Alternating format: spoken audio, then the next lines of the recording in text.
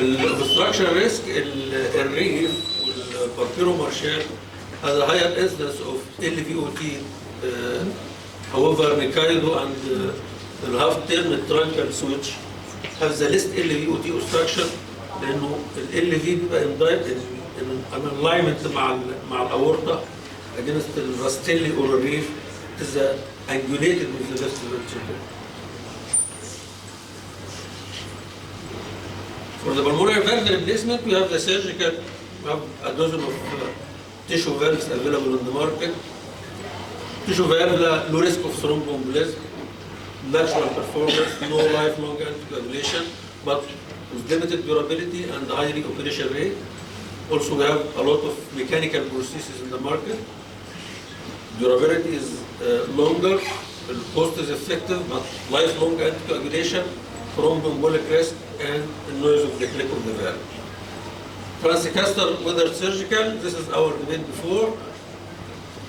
And the future for advances in transcaster valve replacement, hybrid and robotic surgical technique, regenerative medicine and tissue engineering, in patient-specific implants.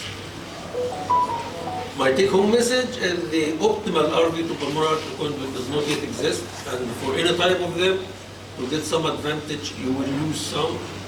Some reconstructive technique may offer some benefits, but they are technically demanding and they carry a higher risk, surgical risk. And the technology machine never stops, and the future may have the answer for this question. Thank you.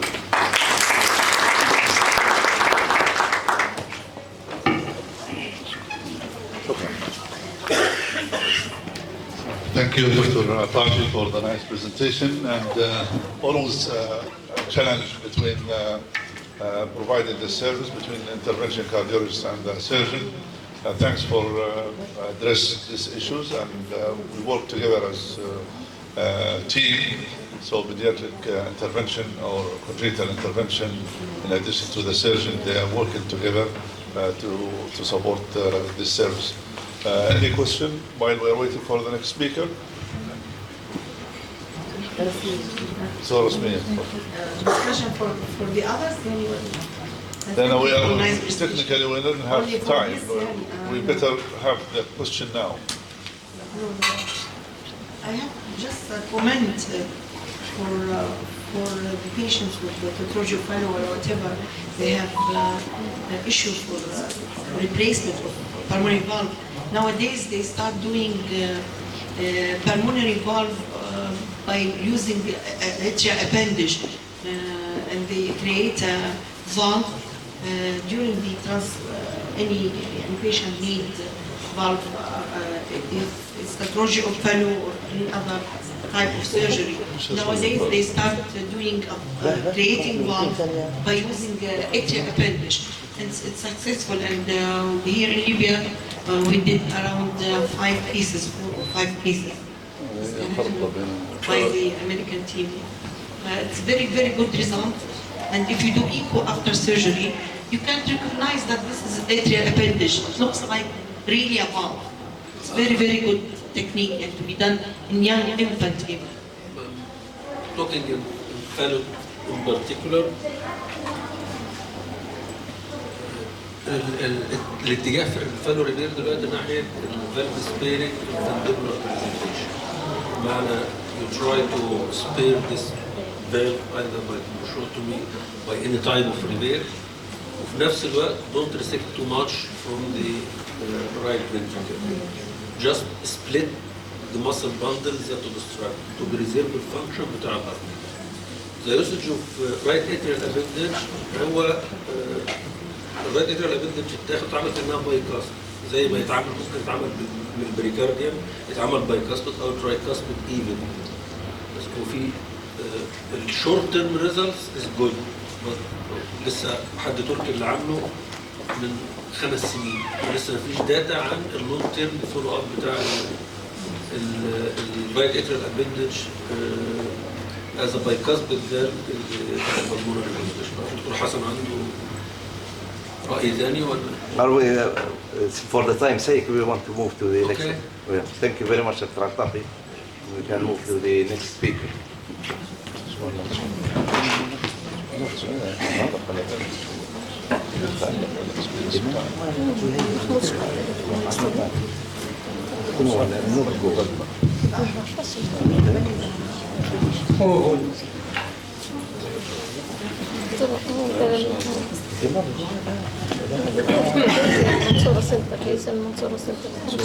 السلام عليكم جميعا.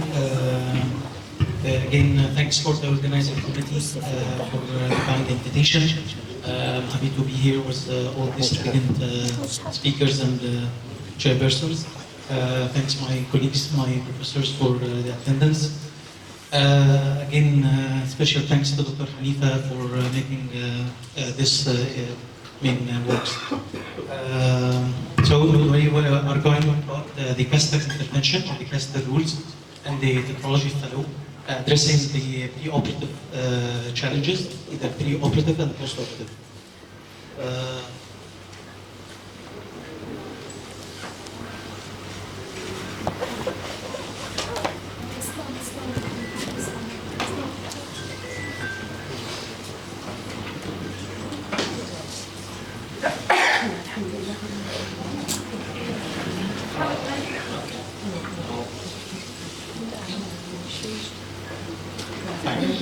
I have no relevant disclosure.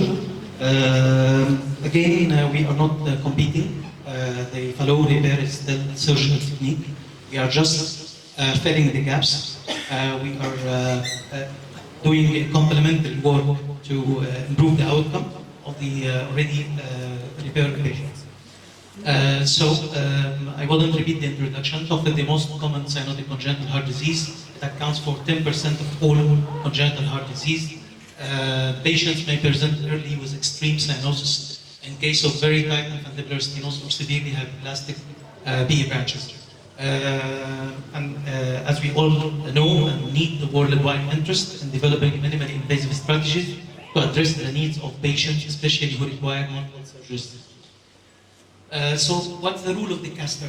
In the old days, the catheter has the major role in the diagnosis through the angiography, the Magoon ratio, the injecting the RVOT, checking the level coronary anomalies, and all of that. All that almost replaced by the gold standard non-invasive echocardiography, as mentioned in previous talks. The missing parts sometimes can be completed by the multi-slice CT, which give a whole extra cardiac information with minimal, I think regarding the dose of radiation and the contrast is and the time consuming rather than doing angiography. So we stick in the catheter interventions either to one of these categories. Is a bridge to surgery or radiation, improving the surgical outcome, and managing complication or the long-term outcome. So in bridging to surgery, this is especially for the group of patients who are presenting very early with small PE branches that cannot accommodate the cardiac output. So they need to grow this in particular to prepare for the good outcome of surgical repair. And this can be achieved either by RVOT stent, which be introduced in early 90s, and PDA stent if you have complete atresia and have the duct as a source of pulmonary blood supply. If you are talking about improving the surgical outcome, we are talking about closing residual defects or inaccessible apical or muscular VSDs that can be tackled preoperatively to improve the outcome. We are talking about delineation of the MAPS or macular closure to get the surgery smooth.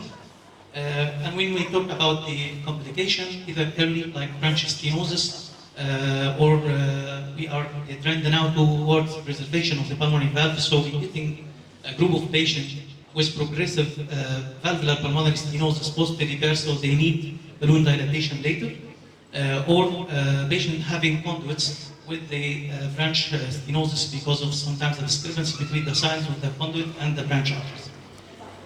When we talk about the late complications, so we are talking about rehabilitation of the patient already having the RV2B conduit, or the patient presented with free pulmonary regurgitation, which is not a small group. They are almost 50% of the patient having transannular patch or moderate to severe regurgitation at certain point with dilated artery.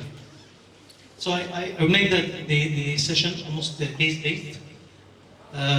So this is a neonate came presenting with almost pulmonary atresia, DSD, with confluent pulmonary arteries, very small, and there is only like a very tiny ductus that supplying the VA branches.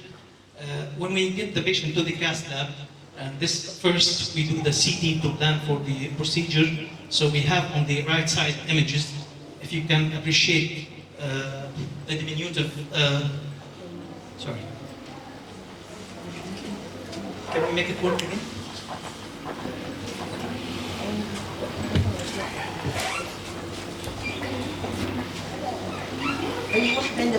Slideshow, just to slideshow.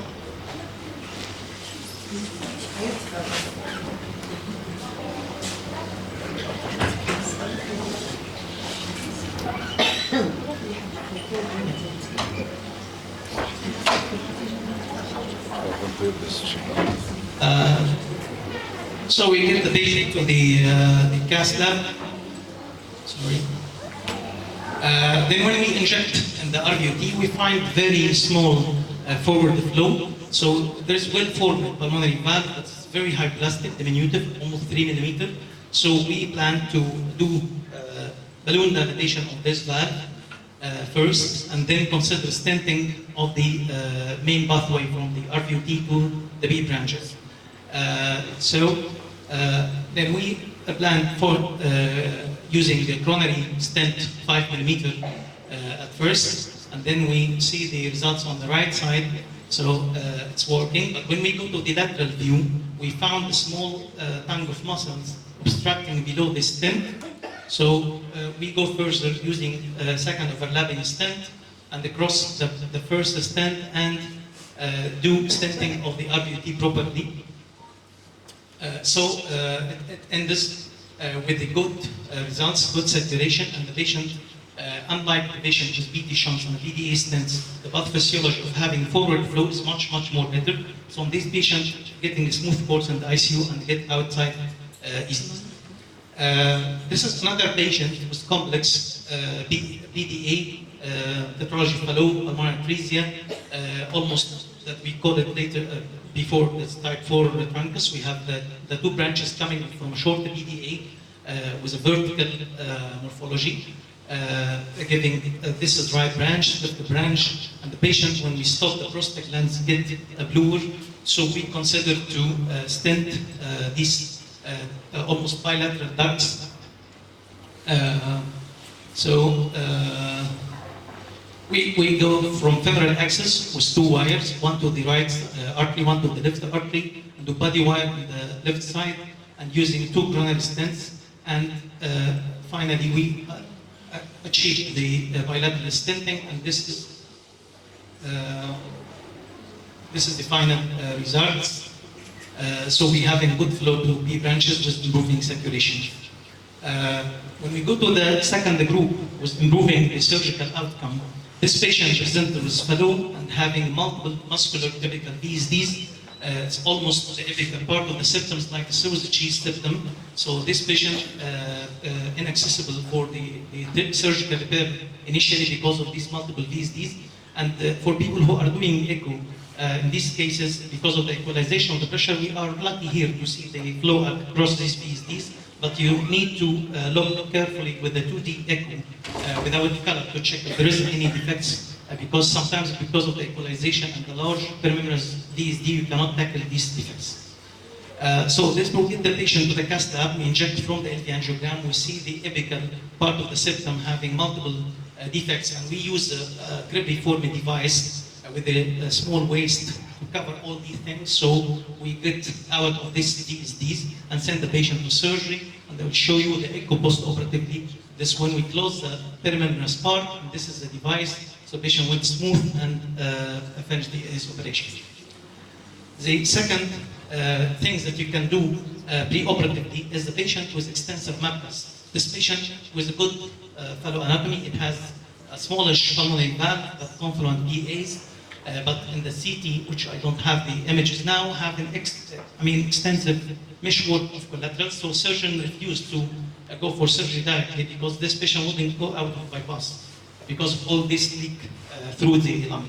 So initially you need to check if this single pulmonary blood supply or dual pulmonary blood supply. So we injected the central PAs and we found the RPA supplying the whole lung fields. And then go to the left also was supplied by the LPA.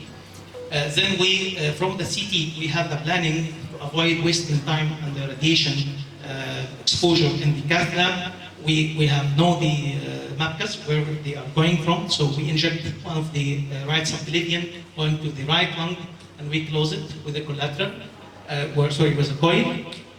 And then we can see the right internal mammary running smooth without flow to the lung. Then another one from the left subclavian supplying the left lung. So we close it with a vascular plug and it's completely closed. Then we go to the third MAPCA coming from the descending aorta, and it's plugged by a coil and by device. Then there's fourth MAPCA going to the right lower loop. So we have to put another BDE device. And there was a minute collaterals with constricted origins from other parts of the descending aorta. We left them because the saturation getting down after closing all of these MAPCA. So and send the patient for surgery. I can tell you that this patient now received the second surgery for pulmonary valve replacement simultaneously and is doing fine. So the third group was managing early complication. This patient post-fallow repair with origin tight pulmonary left pulmonary artery stenosis. It's stented. So we go to the cath lab and doing stenting of this LPA, improving the blood flow to both lungs and the exercise capacity of the patient. This is the final results on the right side. And this another patient with pulmonary atresia received the aortic homograft, but because the kid was almost 8 months old, the homograft was 19 that was available. So there's discrepancy between the side of the branches and the contegra, and with the kink and the angulation. This patient just came out from the hospital for like 1 month and come back with right side heart failure, suprasystemic right ventricular pressure because of tight stenosis. This tackled by bilateral stenting, so injecting in the epicranial or the cranial view, and then getting the kissing technique of the two stents. And this is the final results on the right side for the PE branches with improving the RV pressure and getting the patient out of the hospital in a days. Also, rehabilitation of already inserted RV2B conduits. These patients came later with either pulmonary stenosis or pulmonary regurgitation, but sometimes we have like this guy having a calcific conduit. So we need to invest in this conduit, which already inserted surgically. So the coronary artery was approximately near to the distal end of the conduit. So we planned, because the conduit is widely open, to stent the proximal part and insert percutaneous pulmonary valve.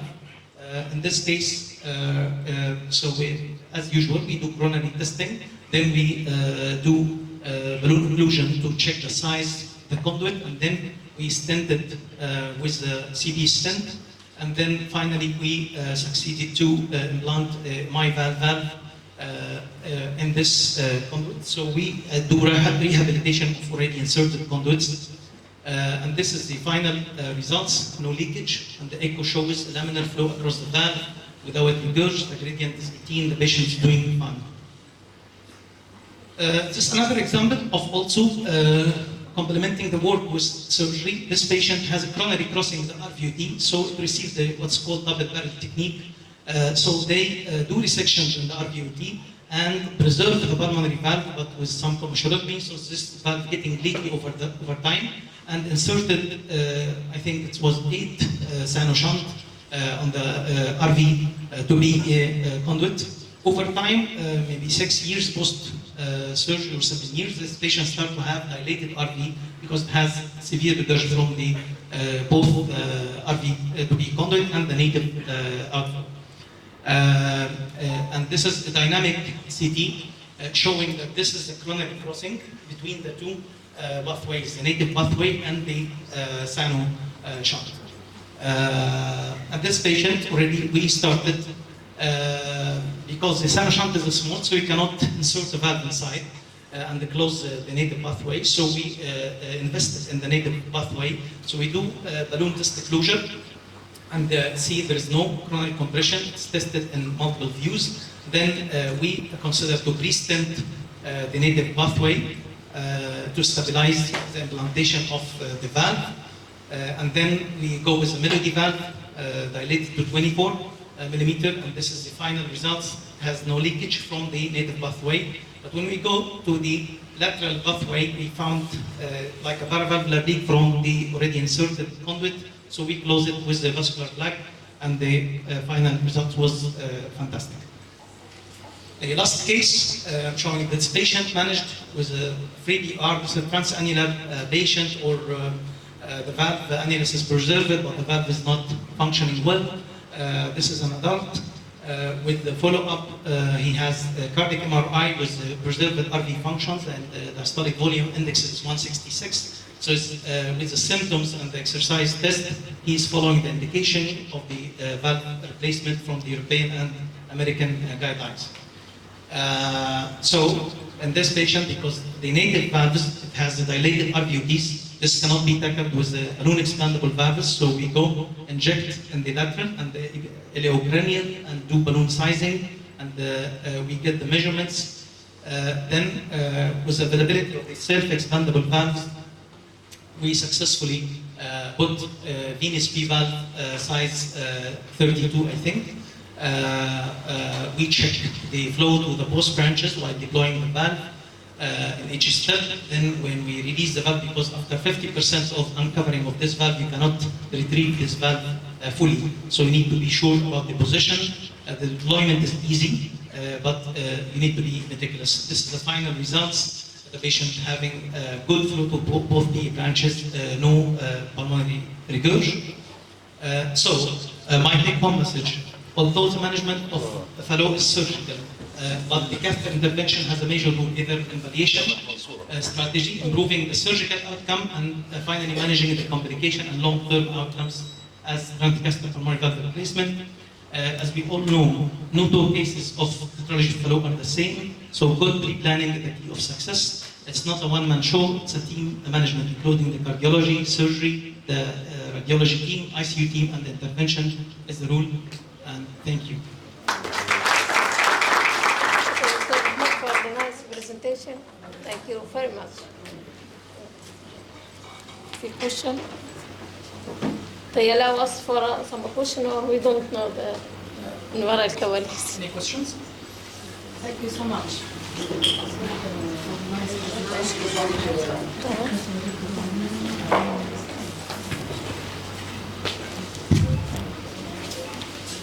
I would like to ask you about the last case before the last, the lead between the Sano and the patient. When you do the occlusion test, there was no compression? This was really amazing. Yeah. We are trying just to do compression test. If it doesn't work, we'll send him back. You usually do the occlusion test for every valve or where the CT is suspicious? People started to bypass this step, and the surface manable valve, because the radial force of the surface manable valve is not much. No, for the But as a part of like the registry of the pulmonary valve response, they do it routinely to check to not miss any abnormality. Thank you so much. What's the age of the patient who did the conduit and the right ventricle outflow? What was the patient, the first patient?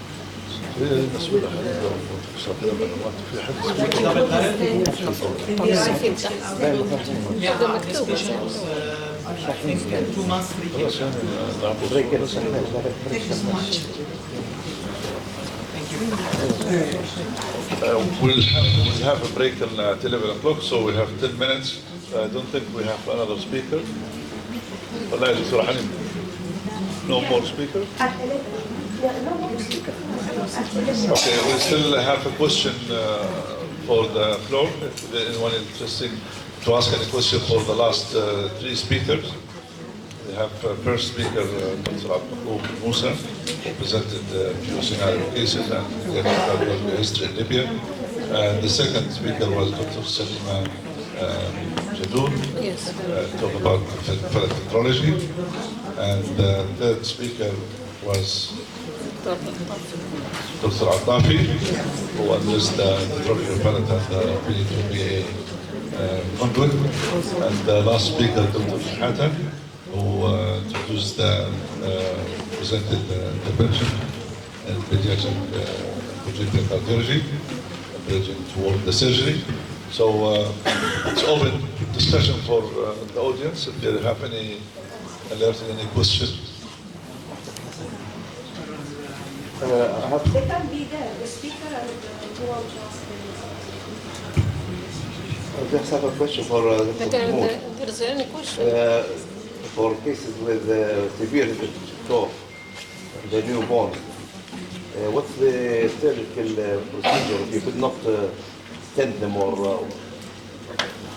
what's the surgical option they do in Aswan? I mean, is the VT shunt or RVOT release, or what's the For the patient, like the first one, yeah, plastic if you will not do intervention for him for some reason? Initially, they do a bead shunt, but this patient specifically have diminutive branches, so the bead shunt will not work. So sometimes in these cases, either do just a limited transannular patch to improve the forward flow, or doing a sano. The size of the patient can accommodate a sano. And over the Aswan started in 2009, so now around 15 years ago. From the surgical experience, all of surgeons do not like the shunt, although it works fine in the fallow rather than the single ventricle patients. But they have tendency now to send any patient who needs radiation for surgery. It is accessible whether to do a VT stent or a BDS stent. If it's not accessible by intervention, they do either the VT shunt or the sano shunt or limited transannular patch according to the patient. Because we found that the VT shunt is, we get bad results in the neonates. So what we are doing is now RVOT release. We offer bypass and put RVO. There is no pulmonary artery, then we do the sano. So I think that's Same in Aswan. but we stopped doing the modified VT. Yeah, the other thing also we, notice when we do BDS stent even in transcatheter interventions, the patient with BDS stent, the pathophysiology post the stent is a bit different than having a forward flow. So usually it's stuck in the ICU for a while. The difficult managing the post intervention course in comparison to the RVT stent. Patient with RVT stent usually extubated on the table, go back home within 2 days or something like that. Thank you. Thank you. Also, in addition to the same, which is RVOT stent is, I think, more superior to the BT shunt, as you know from the data. I think the biggest data was in Birmingham, Suhail Wallah. Yes. Birmingham was the biggest number of RVOT stenting, probably in Europe, or at least I know from United Kingdom experience. Proved that the BT shunt nowadays, most of the surgeons, as Dr. Hassan said, try to avoid doing BT shunt for the mortality and for the ICU care and all these issues. So most of them, even under the age as well, is from 2 kilos and above, they start stenting the duct if they are for the criteria for that. Not all of them is a duct direction, so most the intervention of the surgeon would like the RVOT stent is much better result and proved as superior to the Sano procedure from the RV to BA. So this is from the UK experience. I'm not sure about worldwide. I think the experience also from UK, because some people were debating about preservation of the valve or not preserving the valve. In their experience, I think they mentioned that it doesn't make difference while these patients go with the RVT stent or PDA stent, because there's like a subvalvular implantation technique. So some people just implant a stent in the RVT and they preserve the valve and just do balloon dilatation of the valve. When they compare those patients with this subannular implantation position and the patient with the implant stent along the pathway. We found no difference in the patient who need preservation, because we know this group is having high plastic annulus. Most of them will need transannular patch sooner or later. That's I think I read this in the paper of experience in IUD. Thank you. Thank you very much.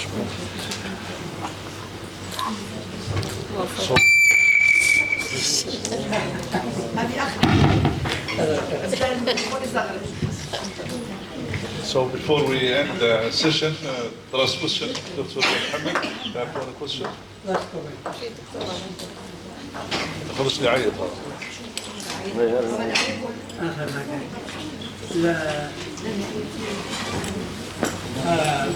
It's difficult to admit. Like certainly, interventional cardiology had made cardiac surgery much easier than it was. So the take-home message is the multidisciplinary heart team. We have to work together as a team. Surgeons should be trained more in cardiology and vice versa. And we should have a proper heart team inside for the future management of pediatric patients.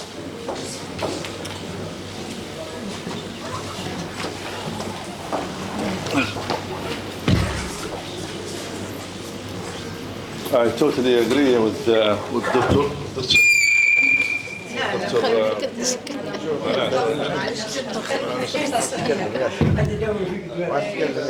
I totally agree with Dr.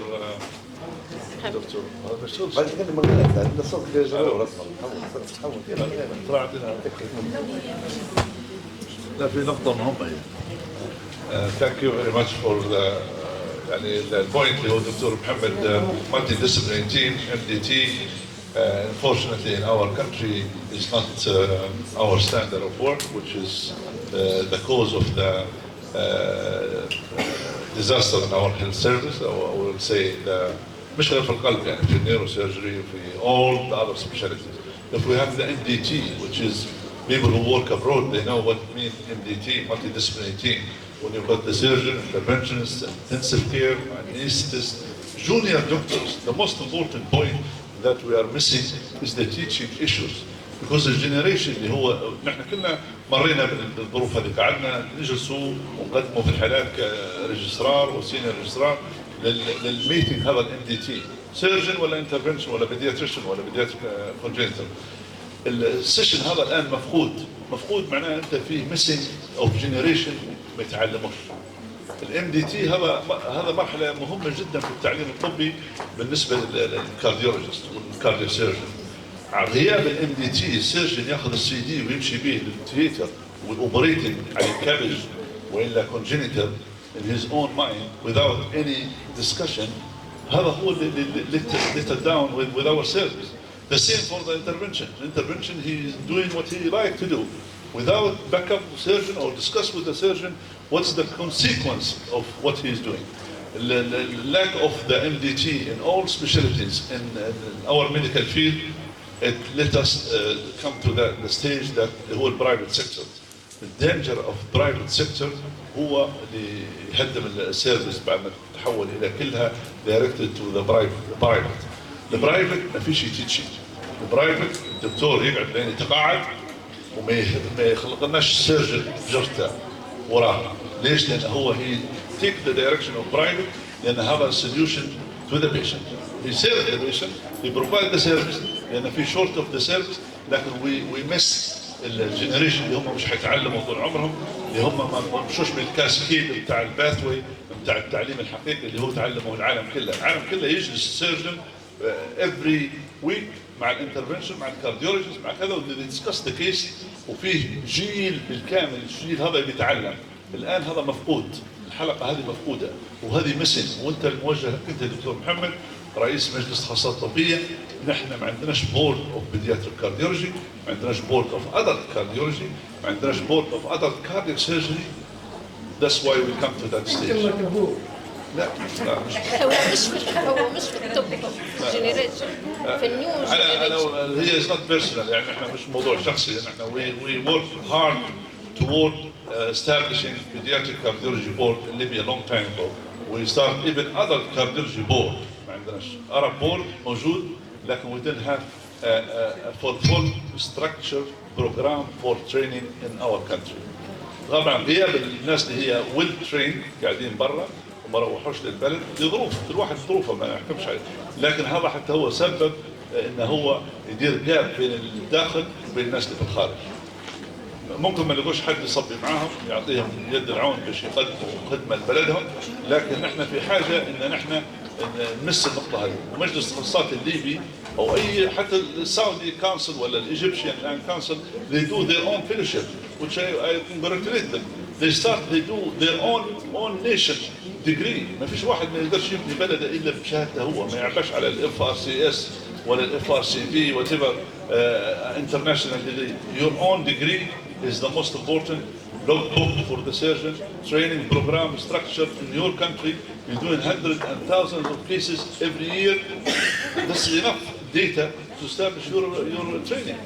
The same for the pediatric cardiology training. يعني في واجدين متعطشين. احنا درنا دبلومه كارديولوجي درناها سنه، خرجنا 17 دكتور في المنطقه الشرقيه العامين فاتوا. شعرنا بمدى العطش للتريننج والتوت كورس، لكن في الغالب تعلموا وحدين ما عندهمش ليبيان بورد ولا عندهم سب سبيشاليتي. تبغى انت تتعاقب في نفسك تقول انا نعلمهم ونعطيهم دبلومه وهم اصلا ما همش كواليفايد از بيدياتريشن. يعني القصه كلها راهي فيها اشياء مش في يد حد، لا الجامعه مسؤوله، مجلس التخصصات الطبيه، المجلس الطبي العام هذا الصحي العام بالحق في لوج تريننج، برنامج تريننج بالكامل يضمن حقوق الجونيور، لان الجونيور هذول حيضيعوا لان ما عندهاش شيء. والان دخلنا في منعطف وهو حنقشوف في واحده من السيشنز نتاع التريننج اللي حيقولوا عارف وابراهيم بدر كان حيكون في الهول الرئيسيه. نحن مشكلتنا ان الناس الان وصلت لمرحله بعدوا سيرجن لدن هذه اللي well known surgeon is doing very good, he didn't have degree. Who will blame? Who will blame يعني who will blame? البليم هل لان ما فيش بروجرام accreditation to those people وإلا نحن ما زلنا depend on people come from abroad to provide the service as a mission ولا as 11 o'clock coffee break. Thank you very much. ما فيش حد يسأل أي سؤال؟ منو كوفي بريك؟ تفضل ايه خلي راجل قبل يا حسن قبل. بريك. Are you happy for the attendee now, Dr. Saad? لا ممتاز. It's okay. So it's okay for us to have a separate high, isn't it? لا كويس كويس هو. معلش he likes to criticize هو معروف هذا لازم. شنطك يا حسن شنطك. We will come لا back احنا خلاص. السيشن معش عندي. to come up. الديلي صار ربع ساعة ولا